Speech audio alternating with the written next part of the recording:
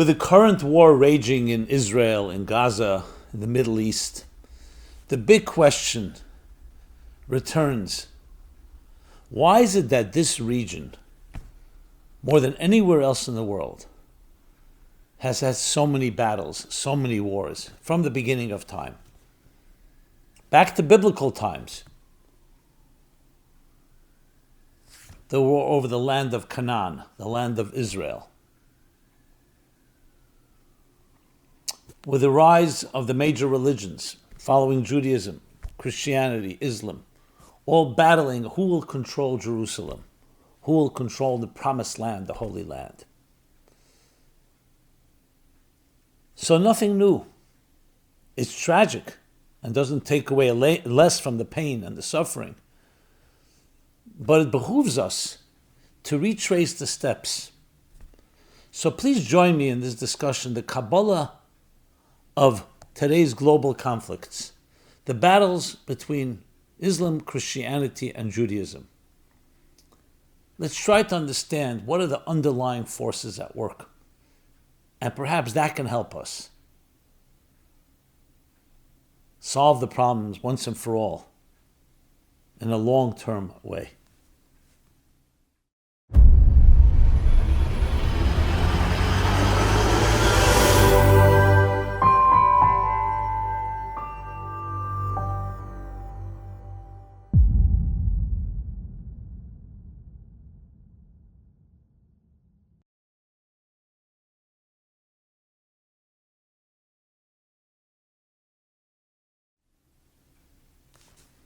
Hi, this is Simon Jacobson, and we will be discussing the Kabbalah of today's global conflicts, the battles between Islam, Christianity, and Judaism.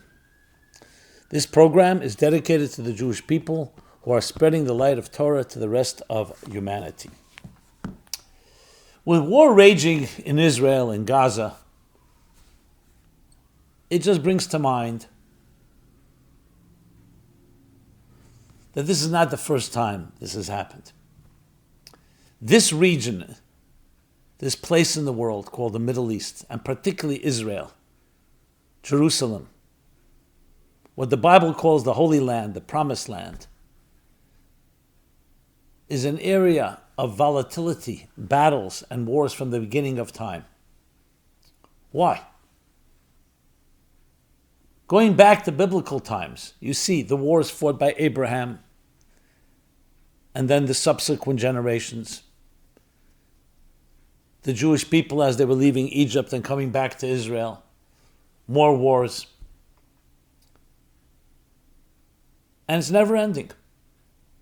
Every empire, every country felt the importance of conquering and controlling the land of Israel. After the Jewish people built the first temple, so you have the Assyrians and then the Babylonians destroying the first temple. After the second temple, then you have the Romans. In between, over and under, you have the Persians, you have the Greeks, you have the Syrians. Then with the rise of Christianity, began the wars, the Roman wars, later the Crusades, to control Israel and Jerusalem. And then with the birth of Islam, the wars between Islam and Christianity. And of course, Jews are always smack in the middle because they're the original inhabitants of this land of Israel. So what's going on here? What's the root of all of this?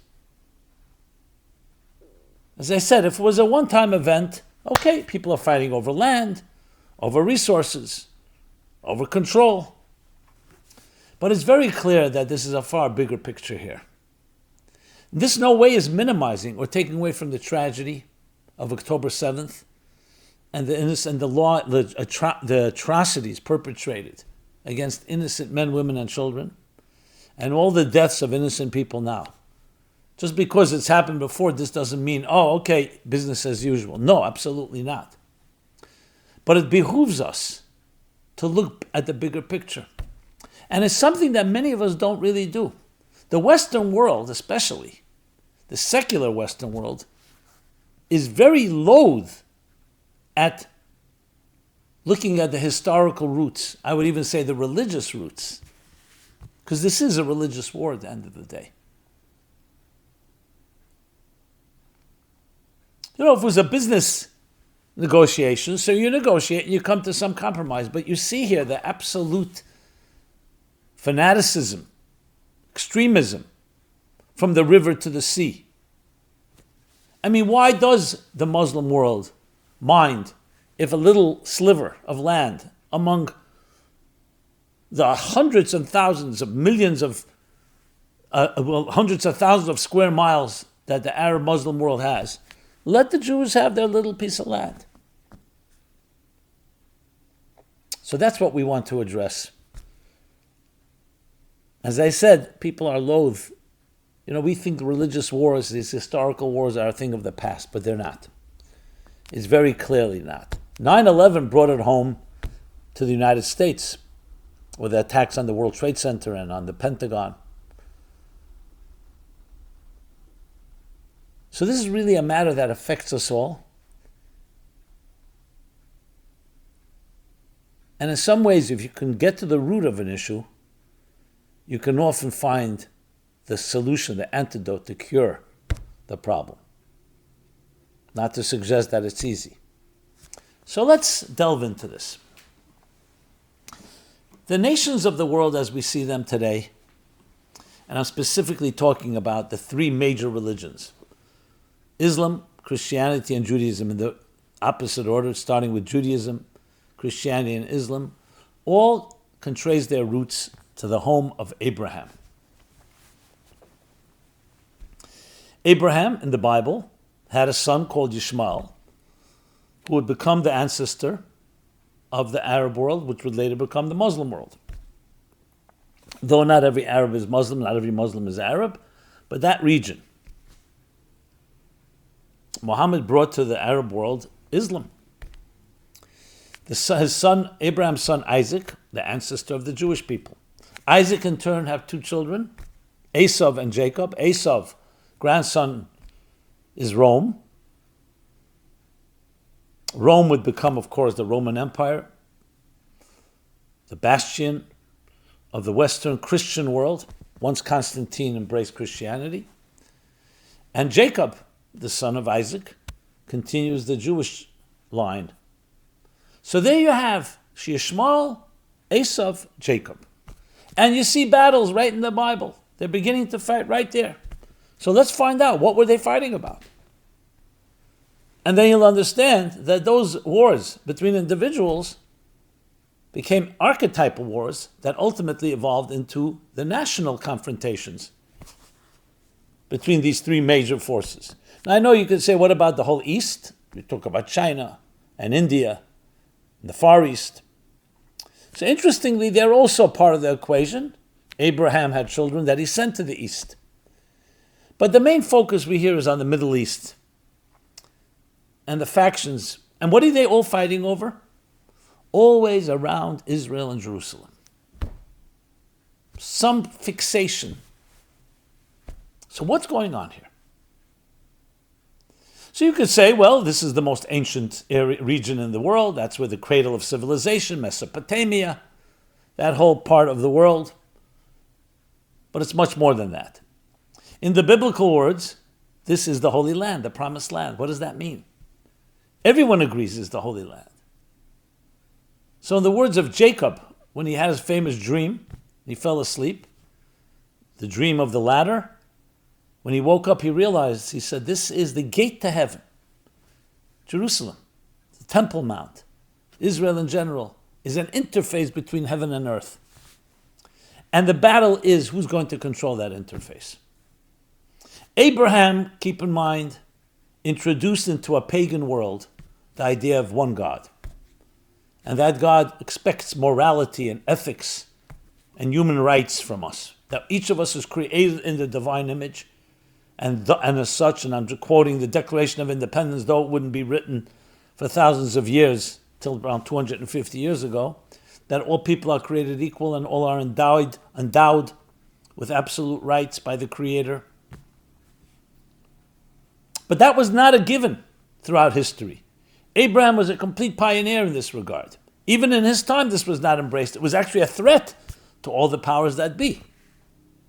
So there begins the first issue. Introducing a higher reality, a higher consciousness, accountability to a calling that is not your own self-interest. Because the natural gravitation of every human being is self-interest. Richard Dawkins, the selfish gene. It's inherent. Me, survival of the fittest. Comes in Abraham and says, no. We all have that inclination, but there's something greater. And therefore we have to dedicate ourselves to a life of service. We're not here to just serve ourselves. We're here to serve the higher cause.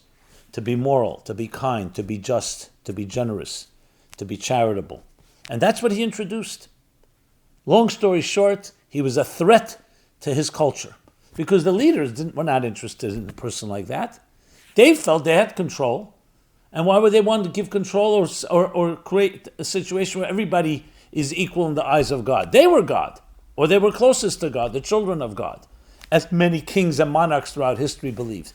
And this was the prevalent thinking throughout history in all parts of the world. It is only 250 years ago, think of it, only 250 years, where it was institutionalized this principle that Abraham taught, that all men are created equal. All people are created equal. Everyone in the divine image, we all have these rights. This was not a given. So Abraham, a complete single man, and his wife Sarah, the only two, introduced this concept, and their children, the Jewish people, that would become the Jewish nation, embraced it. But Abraham taught it to everyone. At that time, there was no such thing as Jews and non-Jews. It was a message. It was a doctrine, if you wish, a mandate that Abraham taught and embraced. All his children, Yishmael and his grandchildren, all heard this message. But it's not such an easy one, because how do you balance that type of selfless calling of turning this world into a divine home with your own selfish interests? What happens when there's a clash between the two? And there's always a clash. Who wins? Do you go to war? So there was an imbalance among Abraham's children in the sense of how they should embrace it. Because the challenge is, when you're very deeply spiritual and deeply godly, and then you see people involved in pettiness and the corruption that it brings, what do you do with this collision course? So one approach is live and let it be. But if you're really a godly person, you say, my mission is to inspire, to transform. What do I do when I have people who are opposing me? So one approach is, you go to war. Yishmael and Esav, each in their own way, were very aggressive spiritualists. But there was another approach, and that is the approach of balance. You inspire. Just to share an example, the Talmud tells us that when Rab Shimon Bar Yochai, the great sage, he had to hide from the Romans who had decreed you're not allowed to study and teach Torah. So for 12 years he hid in a cave with his son, away from civilization. During that time he prayed, he studied, he became an extremely refined person. When they finally came out after 12 years from the cave, from hiding, so they saw civilization, they returned to the world, and they saw the pettiness, the nonsense, the superficiality, the corruption. So the Talmud tells us whatever Rab Shimon Bar Yochai looked at began to burn, because he couldn't tolerate it. His very spiritual fervor and passion destroyed everything around him. Whether it means physically or figuratively. So God tells Rab Shimon Bar Yochai, you're not ready yet. You're not mature enough. Go back one more year, 113th Bar Mitzvah year, and learn the art of transforming instead of destroying. And that's what happened. After the 13th year, Rab Shimon Bar Yochai, Rashbi, came back, and whatever he saw that was flawed, whatever needed repair, he repaired. Now you would think he was on a higher level after 12 years, because he was so full of light that everything else disturbed him, and he essentially annihilated anything that was in his path, that was anti-God, that was antithetical to godliness, to goodness. That's not the way. God said, don't destroy my world. Transform it, inspire it. And this, my friends, was the problem. Abraham was a very passionate, divine person, and he taught that to his children. But passion always needs discipline, needs seasoning, needs balance, needs moderation. Not to compromise it, not to dilute it, but to channel it. The sun is a very powerful force, but you need sunglasses, you need shades, you need filters. A teacher can be brilliant, but the teacher needs what is called the tzimtzum, concealment, diminishment, in order to channel and spoon feed the ideas to a student, especially a beginner. Yishmael was a wild man, the Bible tells us.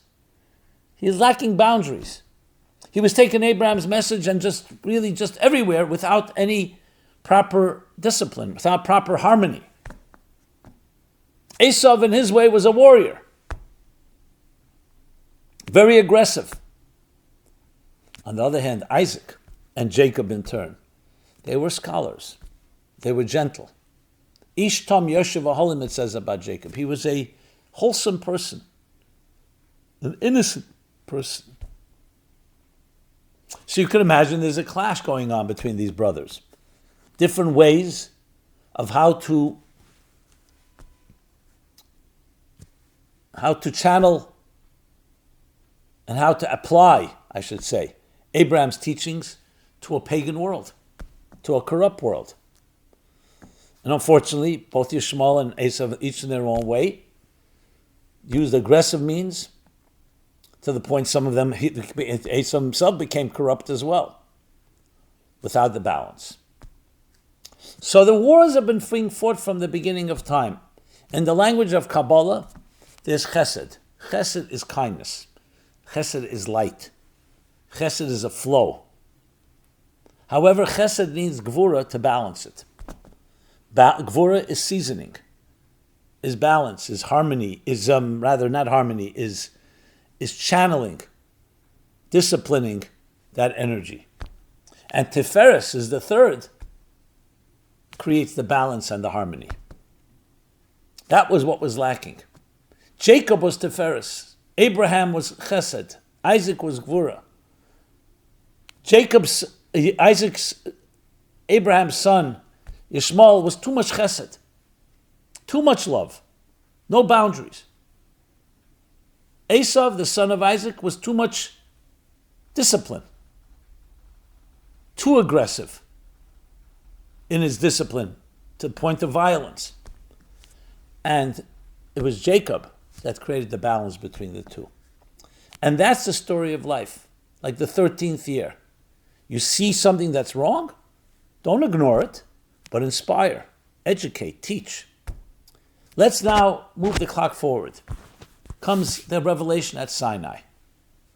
At Sinai, God says, now that you, the children of Abraham, Isaac, and Jacob, have embraced my path of virtue, and you found the right balance, I am ready to give you the Torah, which is called Tiferes, the third balanced approach, also called beauty, harmony within diversity.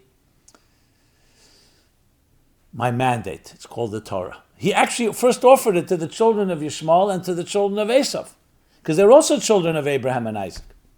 But they rejected it. No, they couldn't accept. Do not steal, do not murder, other prohibitions, sexual ones. They were not ready yet. That's what we're told. So why did God offer it to them? Because one day they would become ready. So as the Jewish people embraced the Torah, the rest of the world remained more or less pagan. But time would pass. And in time, the teachings of Abraham would ultimately affect his other children as well. And indeed, when the Roman Western world embraced Christianity, Rome, grandson of Esau, is embracing the essential teachings of Abraham. 6 centuries later, with the birth of Islam, Muhammad, bringing to the pagan children of Yishmael the teachings that Abraham taught Yishmael. And they begin to find some balance. Not completely, that's why there were the wars. What were the wars about? The wars are, how do we bring a God into a world that is so antithetical to God? Some thought only by force. Holy wars. Hence comes the idea of holy wars, religious wars, the Crusades. And what are they trying to fight for? The place where is the interface between heaven and earth? Israel. Jerusalem. The fact that they're all originating from brothers, we're all cousins. Yishmael and Isaac are brothers. Esav and Yishmael and Esav and Jacob are brothers. And they're all related to each other. Was lost for so many centuries. But what happens in time? And again, fast forward. For close to, I would say, 1800 years, the Christian world was very aggressive. Against Jews for sure, against Muslims, against anyone. Forced conversion, because they thought this is what God wants. Of course, it became corrupt, power, control. But finally, with the birth of the United States of America, religious freedom was born. True freedoms. Tolerance and acceptance of other religions. So we see, as time passed, the teachings of Abraham did ultimately affect the world. And the United States is not today an exception. These ideas began to spread throughout the world, in Europe and other countries. You go to a website called Freedom House, and they show you the trajectory of how many countries have become free. There's still work to be done, but the trajectory is very clear. That the reconciliation of the divine and the secular has become more and more harmonious. There's work to be done, as I said, and there's still wars raging. So I have no doubt the same will happen with Islam. Just as Christianity was tamed, Islam will be tamed. They will ultimately discover the proper balance.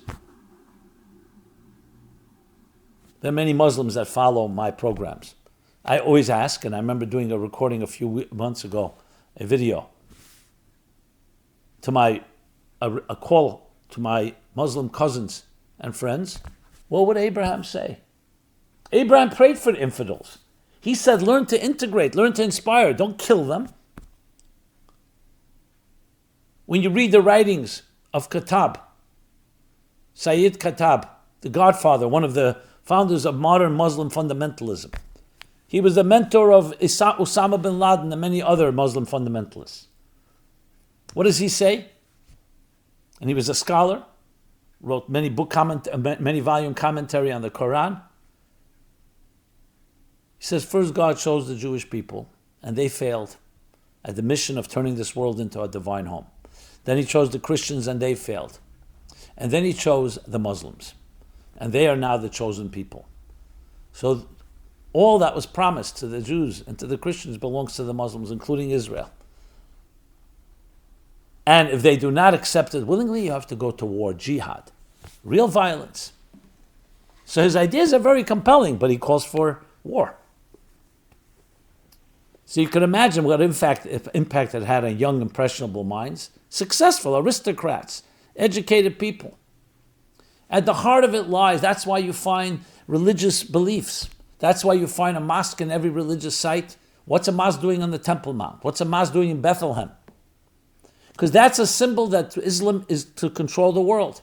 Now, I'm not suggesting all Muslims agree about violence and war, but they're all sympathetic to that concept because it's part of the ideology. So there is a religious war at work here. It's not just a war over some resources or land or money or power. It's a religious war. Who is going to control the gate to heaven?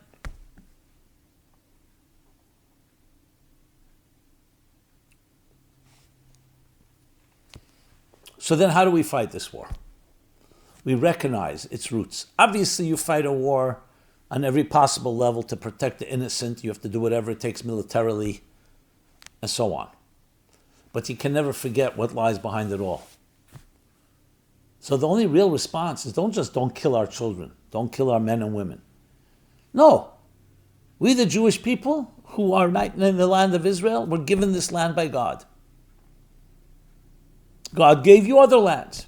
We are brothers and cousins, all to fulfill one mission. No one wants a Muslim to become a Jew. But neither do you have to control the Jews. Everyone has their role in this bigger game plan. That's what we need to declare. Unfortunately, a type of, we'll call it docile passive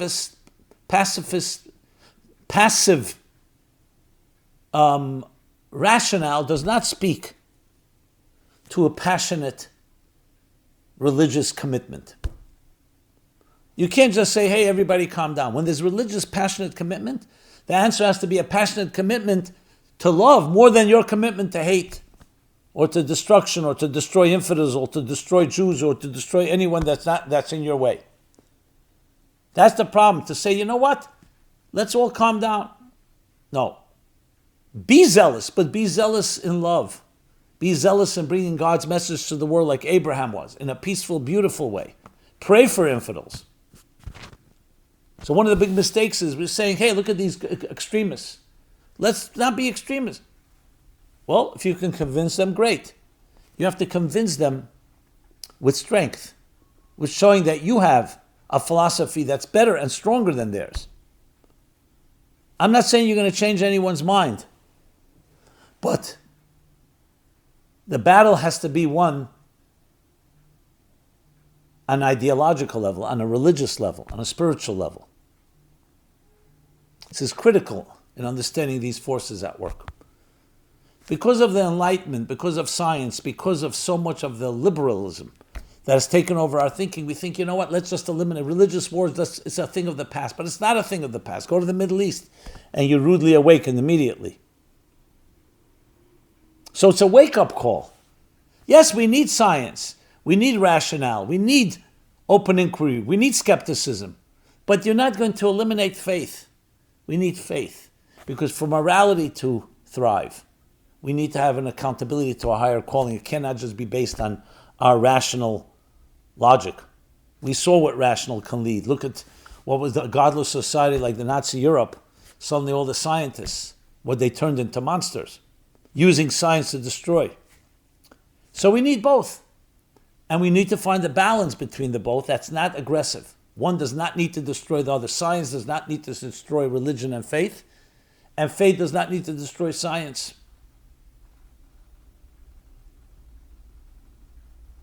When Khattab visited the United States and he saw the decadence, Hollywood, Broadway, and so on, it just confirmed his ideas. But again, he called for violence, besides the fact that he was a rabid anti-Semite. We need balance. That's what we're calling for. So we need leaders that talk about this balance. We need leaders that are not just saying don't kill. We're not looking for just administrative, political, economic solutions or diplomatic solutions. No, we need a philosophy that is overriding, that everybody can embrace. Muslims, Christians, Jews, atheists, Buddhists, you name it. That all people are created equal. That we're all here in the divine image and we all need to support each other. We're all diverse forces in one large mosaic. The third path of balance, of harmony, of integration. We're not looking to turn everyone into one type. That's why Judaism does not advocate conversion. On the contrary, it rejects it. It dissuades anyone who wants to be a convert because Judaism says every one of you is created in the image of God. Figure out your way of your path to God. There's no need to compel and to impose our faith on others. Even peacefully, definitely not violently. All nations of the world will see the temple as its house of prayer, a light unto nations. So I speak as a Jew right now with deep pride. Never more have I been proud as a Jew. Because I see Abraham, my great-grandfather, looking at us all and saying, what's happened here? I have a path that I taught you children, my children. That path was ratified and confirmed and consummated at Sinai. Yes, it took years, but slowly it seeped into society. So most of the society today accepts the certain ideas of human rights, and social equality, and all the values we cherish. But you seem not to have found that balance, Abraham is saying. Find those teachers, find those leaders that can help you find the balance. Learn how to serve God with love. Not just serving God with love, because when you love God, you love God's children. All His children. Muslim, Christian, Jewish, or anyone who may be. Why have you lost that point? At the same time, I am not trying to be naive and idealistic and say, let's forget about our enemy. No, they're real enemies. You have to lock your doors and you have to fight the wars because you have people calling for your death. And not only that, have acted on it, unfortunately, in the most tragic ways. May all those soldiers be protected. May the hostages be released. So we have to deal with that. But the bigger picture, what we're really fighting for, is not the elimination of anyone, not the elimination of Gazans, of Palestinians, of Arabs, of Muslims, of anyone, but to teach them to embrace God together. We're one family, 8 billion people of us. So when you go back to the roots, you can understand some of the factors that have led to where we are today. Now, I know you'll speak to most people fighting right now. They probably don't even know why they're fighting. Many have been brainwashed, many have been programmed. But at the root lies these tensions that I'm describing here, that have unfortunately turned into much more than tensions. But my firm hope and belief, and absolute, is that this will end well. We hope it happens faster, and with the least amount of casualties, the least amount of pain.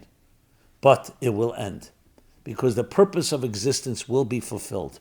And if you look at the trajectory, as I mentioned, you see it's leading, it's improving. The world is very different today than it was before. So I just touched some of the surface of these ideas. I hope I laid out some of the basic building blocks.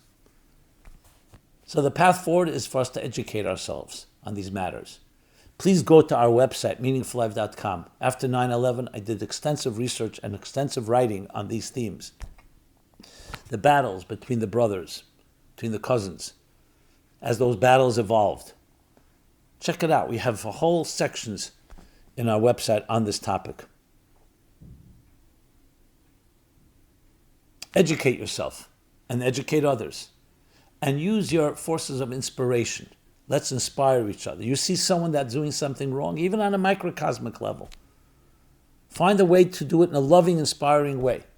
Obviously, if you have to be self-defense and protecting yourself always comes first.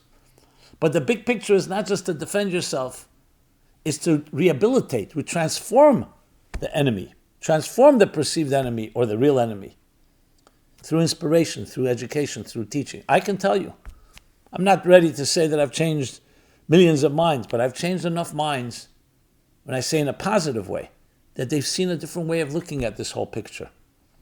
That Muslims and Jews and Christians and everyone are really brothers. And if you get down to it, we may be believing in the same thing, but we have to learn how to balance it. Because passion, like fire, if it's not harnessed, can destroy. But as I said, the good news is, as we're told, that there will be no longer evil and destruction on my holy mountain, that's Israel, but also in the whole world. Because the world will be filled with divine knowledge as the waters cover the sea. All nations of the world will serve one God. The swords will be transformed into plowshares, and hundreds of other such prophecies that will be fulfilled and have already been fulfilled. Technology allows us to fill the world with divine knowledge, not just knowledge, divine knowledge.